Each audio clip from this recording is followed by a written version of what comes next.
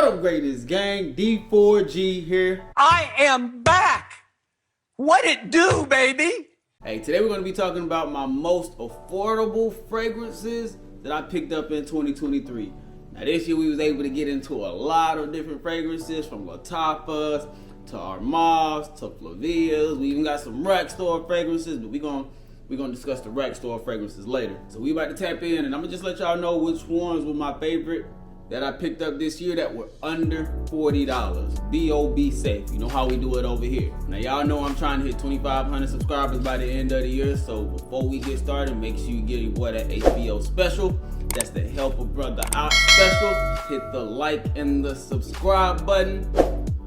Let's go into this first fragrance. So the number 5 fragrance is gonna be the one and only Moonlit Night from Fragrance World. Bergamot, basil, black pepper, geranium, dates, sage, sandalwood, amber, and some incense. Very beautiful fragrance, man. I really do enjoy the opening on this one. You're gonna get a nice citrus, spicy, and somewhat earthy type of opening with this one. A good amount of bergamot, basil, black pepper, and geranium are all gonna be mixing together in that opening. And then as it starts to transition, you get a little bit more of that geranium, but you got a good amount of dates that comes out as well, mixing together with some sandalwood, adds a nice creamy effect to it.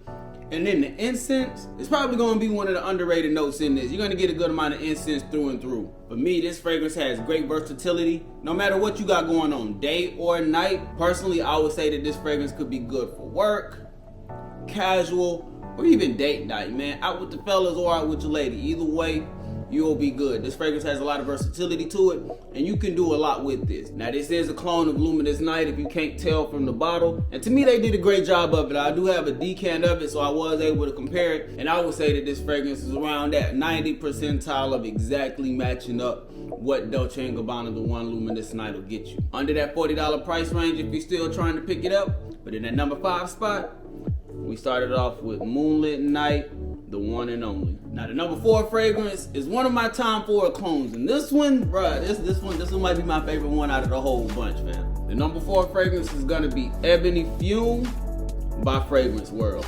Incense, Palo Santo, black pepper, leather, labdamen, resins, and ebony tree. Now this is gonna have a very smoky, spicy type of opening. This fragrance is gonna be the most unique out of the whole bunch. A good amount of incense mixing with black pepper is what you're gonna be picking up in that opening, but you still can get some of that Palo Santo as well. And then as it starts to transition, beautiful woods with a nice leather dry down. The ebony tree is one of those notes that you're gonna get throughout the opening all the way through the dry down, but you do get more of it once you start to hit that mid and dry down. To me, this is a grown man fragrance with a unique smell to it. This isn't gonna be for everybody. And the versatility is somewhat there if you do enjoy this type of fragrance, but mostly for me, daytime, possibly work, evening to night, really, making a great first impression, networking type of thing. Now this is a clone of Tom Ford Ebony Fume as well, and this one is pretty good as well, man. I haven't seen one, even the one at the rack store that they have that's similar to this. I would still choose this one all day, every day. Number 4 fragrance on the list is gonna be Ebony Fume from Fragrance World. Now this next one I picked up earlier in the early parts of the year, and it's still one of my favorite throughout this whole time. That fragrance is gonna be Imperium by Fragrance World. Bergamot, lime, thyme, black currant, cedar, vanilla, incense, and leather. Now this fragrance is extremely high in that citrus opening, fam.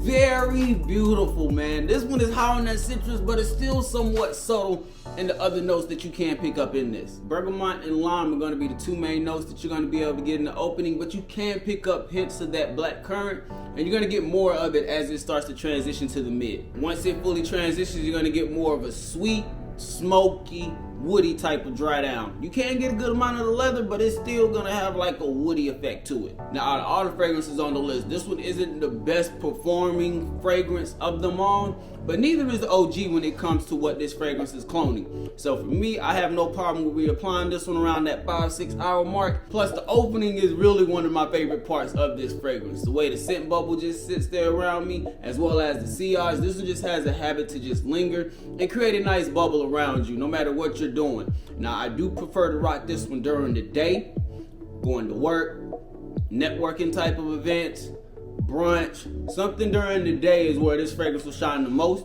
Me personally, I wouldn't want to wear this one going out late at night, date night, nothing like that. But anything during the day for sure, you're gonna shine with this one. The number 3 fragrance on the list is gonna be Imperium by Fragrance World. Final 2 fragrances, man. Now this next one, you can still get this one at an affordable price, and this one you can wear right now. I've been telling y'all a lot about this fragrance. The number 2 fragrance on the list is gonna be The Myth by Maison Alhambra. Oh my gosh, man! I'm telling you, bro, this one is elite to me. Oud, amber, violet, mimosa, rose, and woods. The main note that you need to know in this is rose. This fragrance is gonna have a lot of rose. Now it does mix together real good with the rose and the mimosa, but the rose is still gonna be the dominating note in this fragrance. The main 3 things that I get in this is the rose, mimosa, and the woods. I really don't get too much of the oud. It doesn't really have an oud sense in there. Now it does have a rose powdery nature to it, and for me, that is just something that just makes it shine. The bubble, the scent bubble that I have with this, the sillage, the body, this is light but it's heavy at the same time. This is gonna be one of the more sophisticated fragrances on the list. And even though it does have a lot of roses in there, the rose definitely comes off as more of a masculine rose. It's not really anything too much feminine about this fragrance.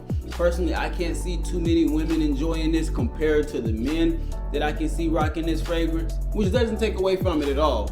Day or night, whatever you really got going on, honestly, as long as you're not doing something with the fellas during nighttime, and if you are, you definitely got to be suited and booted. If you tried to pour this one out nighttime with the fellas, you want to be suited and booted, because this fragrance just has that sophistication type of smell to it that's really going to help you stand out, and it's not going to be one of those Dior Sauvage type of fragrances. They're gonna smell the rose in this one for sure. The number 2 fragrance on the list, I had to go with The Myth by Maison Alhambra. Now this last fragrance could very much so be my favorite pickup of 2023, fam. This one is like that, and I don't think that I've talked too much about this one, but yeah, bro, this could be my top fragrance pickup of 2023. Easily top 3, and I'm talking about L'Impression by Flaviva Fragrances. Damn, it don't get much better than this one right here. Grapefruit, ginger, watery notes, rosemary, labdamen, and some amber. Backup bottle worthy, fam. Definitely backup bottle worthy. And the opening in this one is possibly the best opening of a fragrance that I picked up in 2023. This is top 3 off rip. Off rip, I don't even have to think about this one. A very nice citrus, aquatic, mixed with a good amount of rosemary opening. Now, if you don't like rosemary, I can tell you right now, you probably don't need to check this one out, because you're gonna get a good dose of it. I would probably say that it's gonna be 30% citrus, 30% aquatic, 40% rosemary. That rosemary really just shines throughout this whole fragrance. And I don't care what I got going on, day or night, out with the fellas, it really doesn't matter. Now, I wouldn't wear this one for date night, but outside of that, man, I can't think of another instance to where I'm reaching for a fragrance and this one would not come to mind to just have it on.